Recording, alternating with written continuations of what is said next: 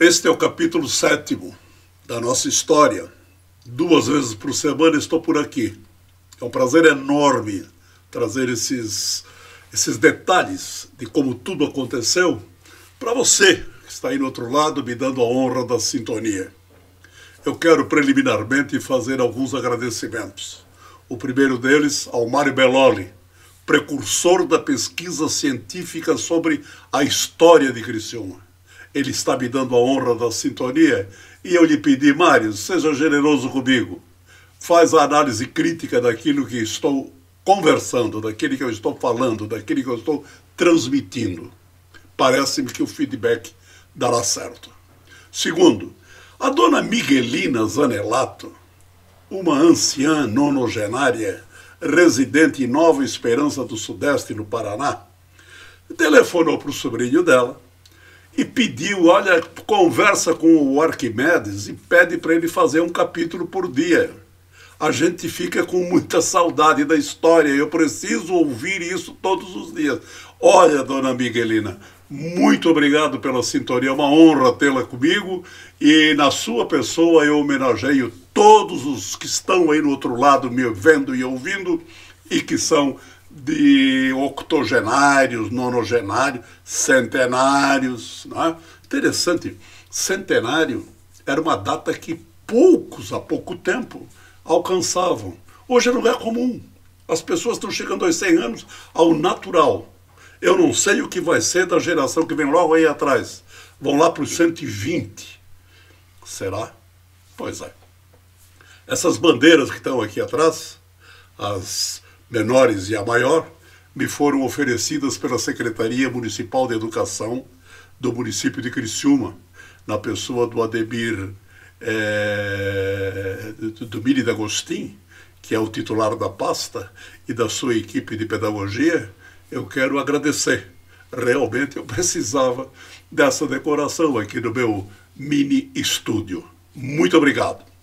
Dito isto, eu volto ao último capítulo, quando eu falei sobre o kit imigração, do qual faziam parte sementes de hortaliças, de cereais, instrumentos agrícolas, etc, etc. E imediatamente o Fernando Lodete, que também me dá a honra da sintonia, ele me mandou pelo WhatsApp um facsímile de um artigo, de um documento, de um contrato havido entre a companhia colonizadora e os colonos na colonização da colônia de Nova Veneza, 1891, 11 anos depois da colônia São José de Criciúma.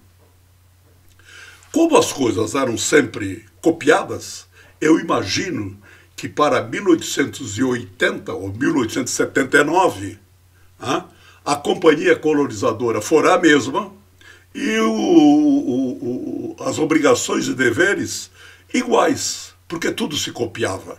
Então eu tenho aqui o documento em mãos.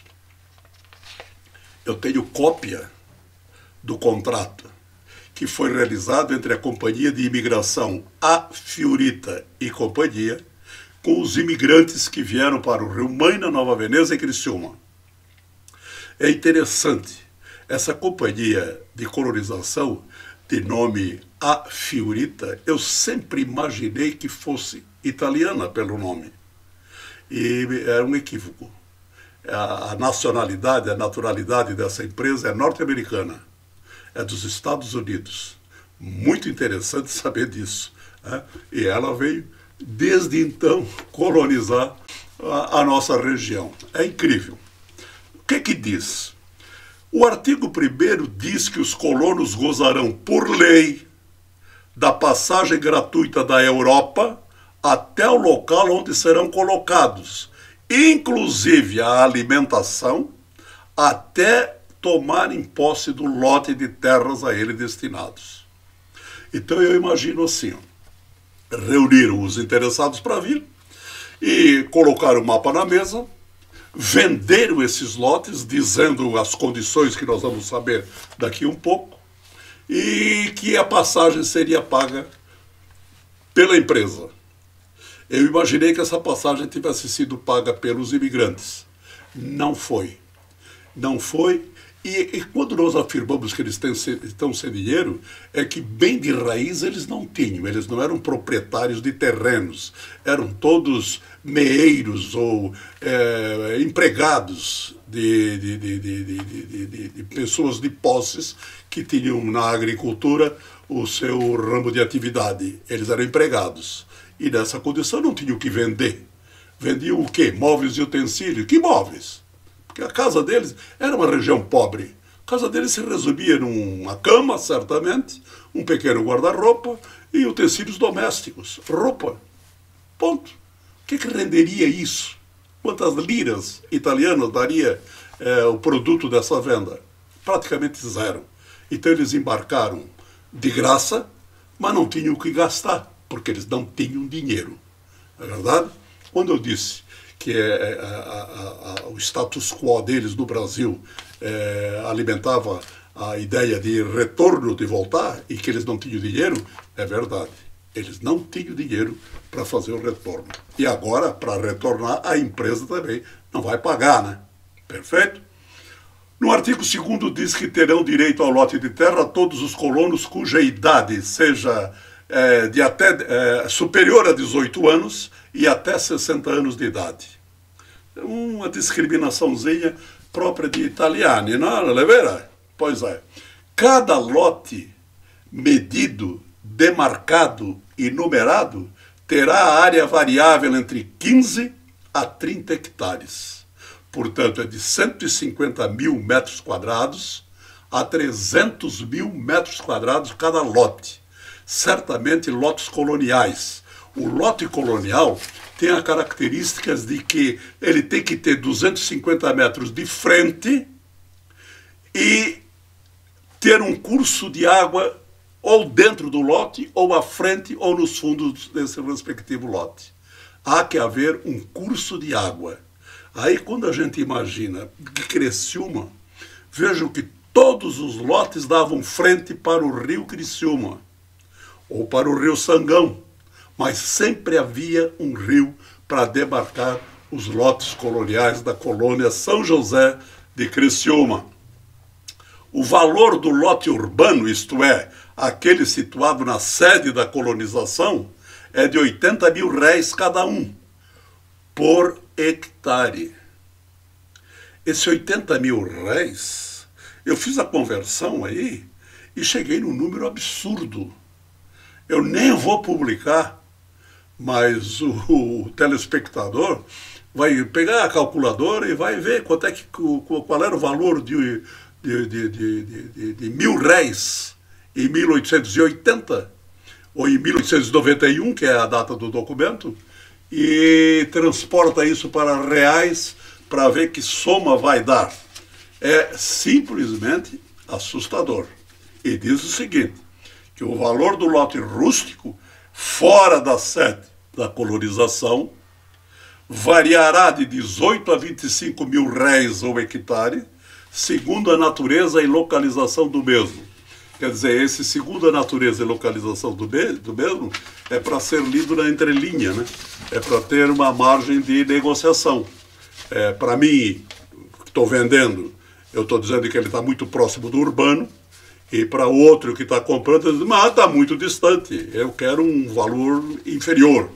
E isso é próprio da discussão do comércio imobiliário. Cada lote de terra terá uma casa provisória.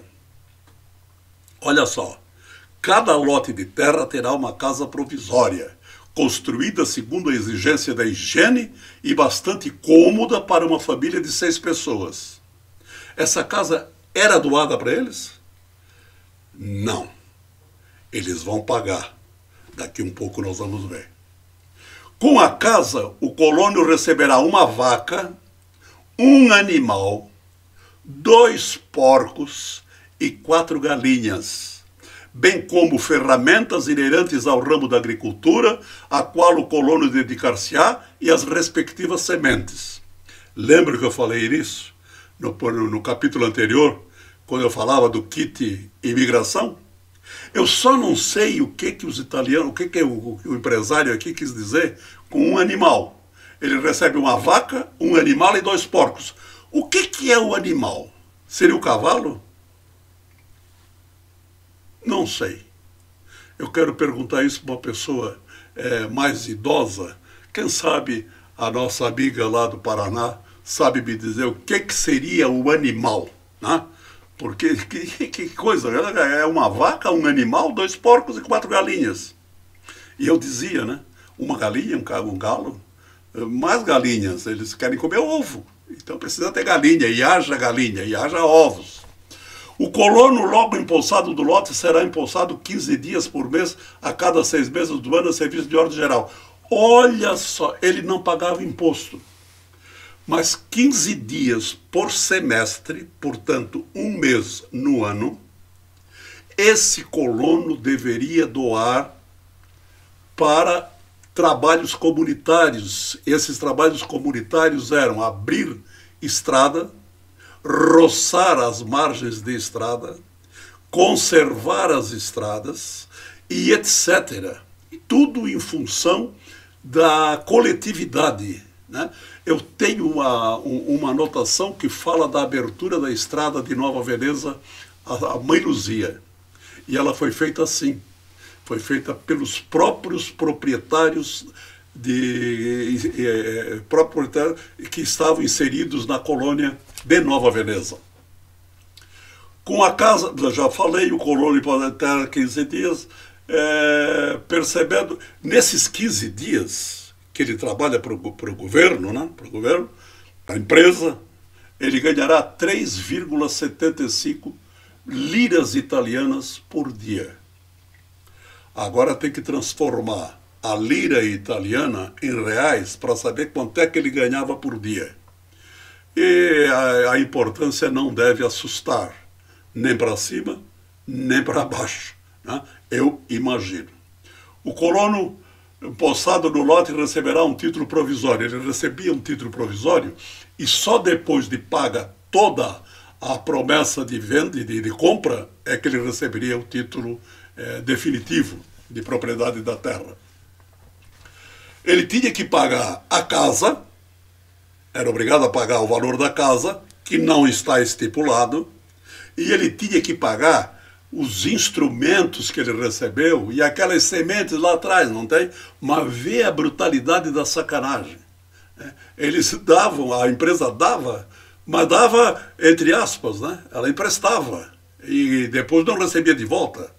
E mais, 1/3 de toda a produção agrícola, a vida naquele terreno, era de propriedade, ou seria de propriedade, da empresa colonizadora, que ficava, está estabelecido aqui no contrato, que ficava autorizada a fiscalizar o plantio, a colheita, o armazenamento e a distribuição. Isto é, 1/3 tinha que ir para a empresa colonizadora. A tu viste? Deu uma dona. Os pagamentos feitos por conta do colono até os etc. Logo que o colono se apresentar quites com a administração, ele recebe o título final. Obrigações do colono. O colono será obrigado a saldar o seu débito, evidente. Se ele não saldar, o terreno volta para a propriedade da empresa. E aí prossegue, né? Eu fiz questão de trazer esse documento à baila porque nós sabemos, 1640, primeiro município do Brasil, se eu não estiver equivocado com a data, São Vicente, em São Paulo, ali na Baixada Santista. Foi feito o primeiro município, eu acabei de dizer, e ele estabeleceu o regramento inicial, os documentos iniciais, e baixou o primeiro decreto. E esse decreto, no seu último artigo, dizia: esse decreto entrará em vigor. Isso é um erro. O decreto entra em vigor. Então, a partir dali, os próximos municípios todos foram copiando aquele decreto e essa heresia passou de pai para filho, foi em todos os municípios. Enfim, o Brasil foi coberto, cobriu-se da forma de um documento importante como é o decreto, tendo no último artigo um erro legislativo. É muito interessante trazer esse documento à baila, porque, como eu dizia, fazia-se cópia de tudo. Então, não foi diferente em 1880 ou em 1879, quando foram estabelecidas as regras da colonização da colônia São José de Criciúma. Foi assim. E tendo sido assim, não há como discordar do que aconteceu nas levas que colonizaram Nova Veneza, Treviso, Siderópolis e Rio Maina a partir de 1891. Aí um outro ouvinte me pergunta, e os índios?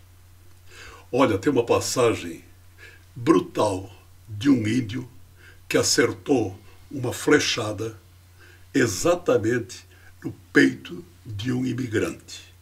E isso será o pano de fundo do capítulo 8, para o qual eu convido o telespectador a me dar a honra da sintonia. Ok? Então até lá. E um abraço do meu tamanho.